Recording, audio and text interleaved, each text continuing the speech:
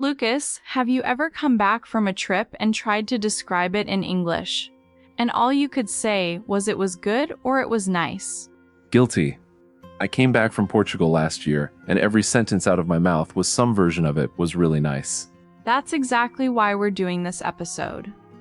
Today we're giving you the vocabulary to actually paint a picture when you talk about travel. So you sound like someone who's lived it, not just visited it.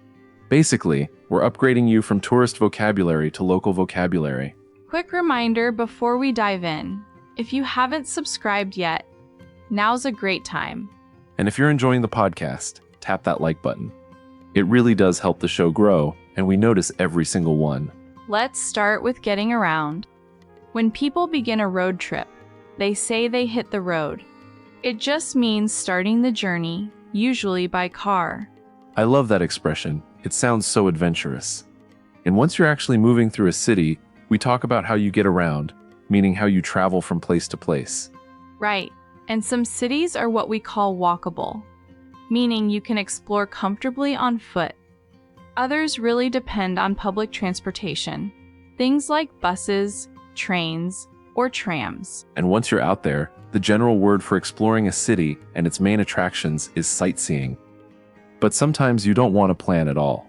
Exactly. That's when you're wandering or roaming around, just walking without a fixed destination.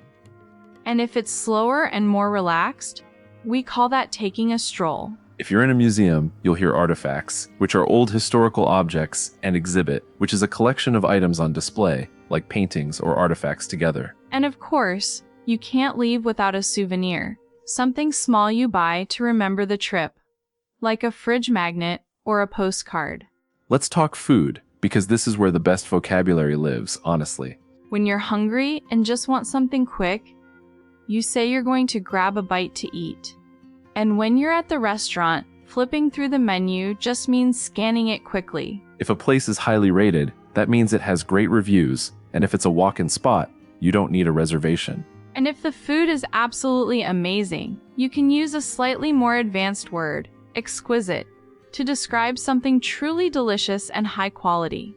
I've been saving exquisite for a special occasion, honestly. It just sounds so elegant. Now, my personal favorite category, describing atmosphere. When you're looking out at something beautiful, you take in the view. And if that view is absolutely stunning, we say it's breathtaking, literally something that takes your breath away. A busy, energetic street full of people is bustling. And the general feeling or energy of a place, we call the ambiance, or more casually, the vibe. And if you're up high, looking out over a whole city or landscape, that wide view is called a panorama. Picture this. You're on a rooftop at sunset, taking in a breathtaking panorama of a bustling city below. That's the kind of sentence that makes you sound like you actually lived the moment. Let's shift to planning vocabulary, starting with something every traveler needs to avoid, the tourist trap. Right, that's a place built mainly to take money from tourists, often overpriced and not really worth it. On the opposite side, traveling at your own pace means going as fast or as slow as you want. No pressure. And if you're picking dates, watch out for peak season, the busiest and most expensive time of year to visit a place. Good vocabulary to know before you even book anything. Speaking of booking, let's actually walk through the 8 steps to plan the perfect trip, because a lot of people just wing it and end up stressed. Step 1. Choose your destination. Based on things like climate and whether you want a big energetic city or somewhere calm and historic. Step 2. Decide when to go. Because traveling off-season usually means lower prices and smaller crowds. Step 3. Set your budget, since that shapes everything from your hotel to your restaurants. Step 4. Choose your travel style, solo travel for total freedom, or a tour for convenience with less flexibility. Step 5. Book your transportation early for better prices, whether that's a flight, train, or bus. Step 6. Book your accommodation and really prioritize location near attractions or public transportation. Step 7. Plan your activities, museums, parks, food experiences, but leave room in the schedule for spontaneous discoveries. And Step 8. Pack your bags and documents, checking the weather again, organizing your passport, ID, money, chargers, and a small first aid kit. And the real final step, the one people forget, is just enjoying the trip.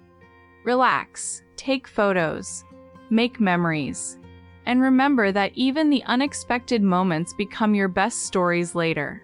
I also love how English lets you talk about travel dreams, not just trips you've taken. Right. You can say, I've always wanted to visit Japan, or it's been my dream to go there. It's such a natural way to talk about places on your bucket list. And once you're actually there, talking to locals is where the real magic happens. A simple compliment like your shop is lovely can completely change the tone of an interaction. It's such a small sentence, but it opens doors, sometimes literally.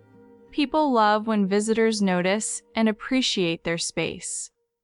If all this vocabulary is exciting but a little overwhelming, that's exactly what our digital library is for. It's organized by level, so you're not stuck guessing whether a book is too easy or too advanced for you. There are audiobooks and Kindle editions too, perfect for studying on the go. You'll find it in the description and pinned in the comments, as always. Seriously worth checking out if you want to keep building vocabulary between episodes. So today wasn't about surviving a trip. It was about actually being able to talk about it beautifully, naturally, like someone who's really lived it. And that takes practice. You're not going to remember every single word from this episode today, and that's completely fine. Exactly. Pick 2 or 3 expressions that stood out to you and try using them this week, even if it's just in a sentence to yourself. Progress over perfection, always. That's kind of our whole philosophy here. If you enjoyed this one, hit subscribe, like the video, and tell us in the comments, what's the most beautiful place you've ever described in English? We'll catch you in the next episode. Until then, keep exploring and keep speaking.